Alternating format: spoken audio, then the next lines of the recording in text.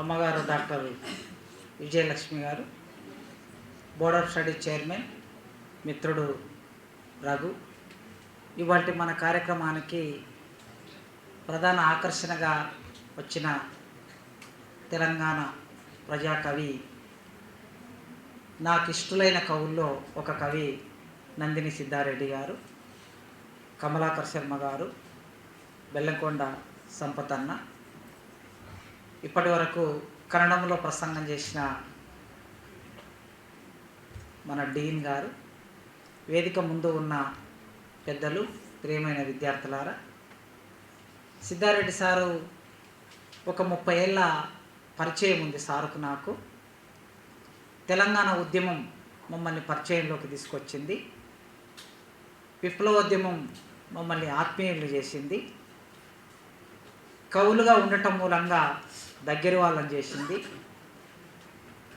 ఇలా చెప్పుకుంటూ పోతే వారు రాసిన సాహిత్యాన్ని, నది పుట్టుబడి అని వారు ఒక కవితా సంకలనం వేసినప్పుడు, ఆ నది పుట్టుబడి దాని మీద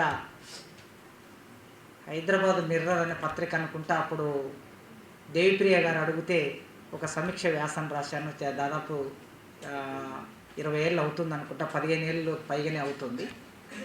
సిద్ధారెడ్డి గారి కవిత్వాన్ని చదవటం ఎంత ఇష్టమో వారి పాటల్ని వినటం కూడా అంతే ఇష్టం నాకు. ఒకవైపు కవి, మరోవైపు పాట రాసే కవి, పాట కవి. వచన కవిత్వం రాసిన వాళ్ళు అరుదుగా పాటలు రాస్తారు. సిద్ధారెడ్డి గారు అలాంటి అరుదైన కవి. చెరబండరాజు గారు వచన కవిత, పాట రాశారు. చెరబండరాజు గారి తర్వాత మళ్ళీ ఈ కోవలో వచన కవితని, పాటను అంతే సాధికారికంగా రాసినటువంటి కవి సిద్ధారెడ్డి గారు. చెరబండరాజు గారు ఆనాటి విప్లవోద్యమ అవసరాన్ని తీర్చడానికి పాటను రాశాడు. సిద్ధారెడ్డి గారు ఆనాటి తెలంగాణ ఉద్యమ అవసరాన్ని తీర్చడానికి పాట రాశారు. తెలంగాణ ఉద్యమాన్ని సజీవంగా నిలబెట్టడానికి పాట ఎంత ప్రముఖ పాత్ర వహించిందో మీ అందరికీ తెలుసు. మొదటి దశలో సాంస్కృతికపరమైన ఆలోచనని ప్రజల్లో పరివ్యాప్తి చేయడానికి వారి పాట ప్రధాన వాహికగా ఉన్నది. మేము తెలంగాణ స్టూడెంట్ ఫ్రంట్ 1998లో పెట్టినప్పుడు, అదే సంవత్సరంలో తెలంగాణ జనసభ పెట్టినప్పుడు మా ప్రతి మీటింగులన్నీ ప్రారంభ గీతం నాగేటి చాలల్లో నా తెలంగాణ, అమరవీరుల మీద వారు రాసినటువంటి పాట, ఈ 2 పాటలు ఒకటి ప్రారంభ గీతం, ఒకటి ముగింపు గీతంగా ఉండేది మా సంస్థలకి, అంత విరివిగా. ఇక ఆ తర్వాత చాలా పాటలు వచ్చాయి. సరిగ్గా కొద్దిగా అదే టైంలో అమ్మా తెలంగాణమా అనేది గద్దరన్న పాట వచ్చింది.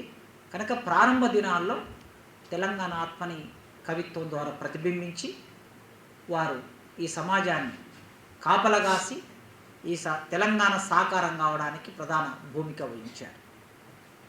మిత్రుడు రఘు చెప్పినట్లు ప్రారంభంలో అందరికీ బాగా పాపులర్ వారి కవిత్వం తెలిసినటువంటిది భూమి స్వప్నం.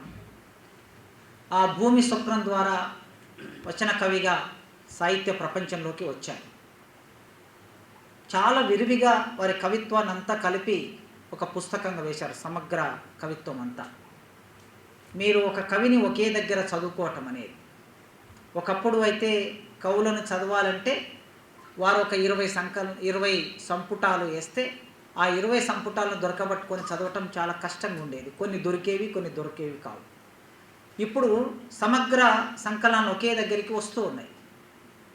శ్రీశ్రీ కవిత్వం అలా వేశారు, సిద్ధారెడ్డి గారి కవిత్వం వేశారు, కథలు వేశారు. కనుక మీరు ఎక్కడైనా సరే, ముఖ్యంగా పిహెచ్డి స్కాలర్స్, మీకు వచ్చే ఫెలోషిప్లో ఒక 1000 రూపాయలు ఖర్చు పెడితే ఆ పుస్తకాన్ని కొనొచ్చు. బహుశా 1000 రూపాయల కన్నా తక్కువనే ఉండొచ్చు, 300 అంటున్నారు సార్. కనుక మీరు ఒక్క నెల సెల్ ఫోన్ రీఛార్జ్ కాదనుకుంటే మీరు అందరూ ఆ పుస్తకాన్ని కొనొచ్చు.